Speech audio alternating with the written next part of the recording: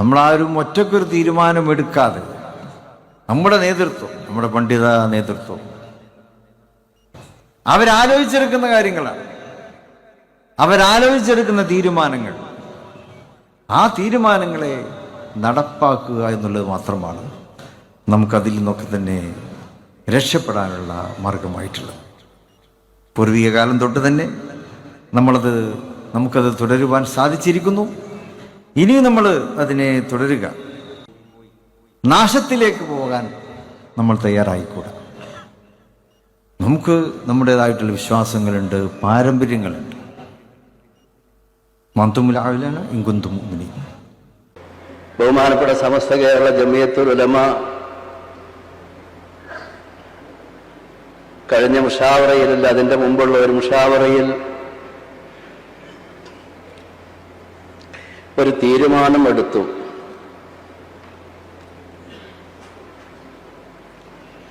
CIC എന്ന വഫിയ സംവിധാനത്തിൻ്റെ, അതിനെ നിയന്ത്രിക്കുന്ന CIC എന്ന കമ്മിറ്റിയുടെ ജനറൽ സെക്രട്ടറി ഹക്കീം ഫൈദി ആദർശേരി എന്ന ആള് അഹ്ലുസുന്നത്ത് വൽ ജമാഅത്തിന്റെ ആശയാദർശങ്ങൾക്ക് വിരുദ്ധമായി,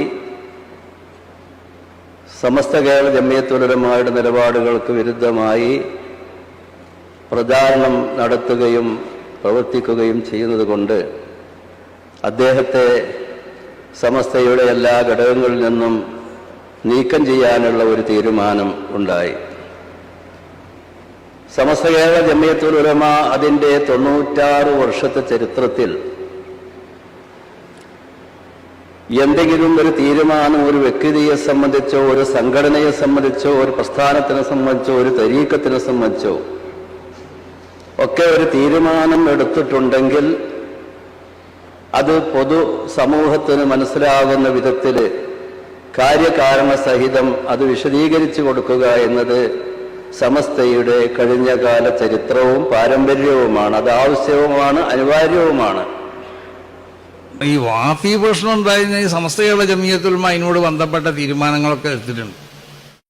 ഒന്ന്, ഹക്കീം ഫൈസി അവരെ ഈ രംഗത്ത് നിന്നൊക്കെ ഒഴിച്ചു, സമസ്തനോട് ബന്ധപ്പെട്ട ഓരോ കാര്യങ്ങളും വാഫിന്റെ നേതൃത്വത്തിൽ അയാൾ ഉണ്ടാവുകയോ അല്ലെങ്കിൽ അതിൽ അദ്ദേഹം ഭാഗവെക്കാവുകയോ ചെയ്താൽ നമ്മൾ ആ സംവിധാനമായിട്ട് സഹകരിക്കില്ല എന്നാണ് സമസ്ത കേരള ജമിയത്തുൽ ഉലമയുടെ തീരുമാനം.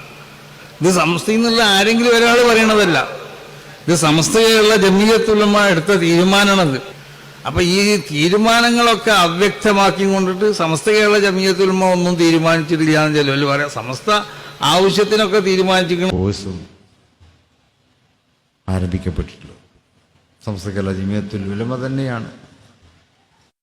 അതിന് അംഗീകാരം കൊടുത്തിട്ടുള്ളതും ഇപ്പോഴും കൊടുത്തുകൊണ്ടിരിക്കുന്നതും. സമസ്ത അതിൻ്റെ അംഗീകാരം എടുത്തു കളഞ്ഞിട്ടൊന്നുമില്ല. അതൊക്കെ തെറ്റിദ്ധാരണയാണ്. സമസ്തയുടെ ഒരു രേഖയിലും അത് കാണാൻ പറ്റുകയില്ല.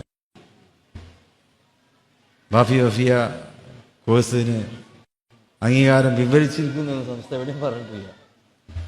ഒരു രേഖയിലും അത് കാണാൻ പറ്റില്ല.